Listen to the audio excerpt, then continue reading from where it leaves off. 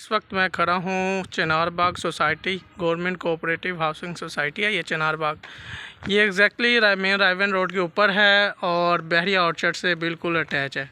एक गेट इसका बहरिया ऑर्चर्ड के अंदर भी है और दूसरा गेट बहरिया ऑर्चर्ड से पहले है। ठीक है, यहाँ पर मेरे पास ये प्लाट है, ये जहाँ पर चारद्वारी हुई है। इस साइड पर एक घर बना हुआ है, ये 10 मरले का प्लाट है और इसके साथ भी एक घर बना हुआ है और ये बहुत ही मुनासिब कीमत पर है।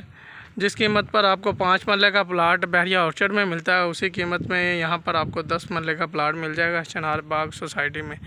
ये इर्द गिर्द के आप देख सकते हैं घर बने हुए हैं और कम कीमत में। यहाँ ये काफ़ी कुछ ब्लॉक इसके LD अप्रूव हैं जहाँ पर गैस भी अवेलेबल है और लेकिन कुछ ब्लॉक में गैस नहीं है।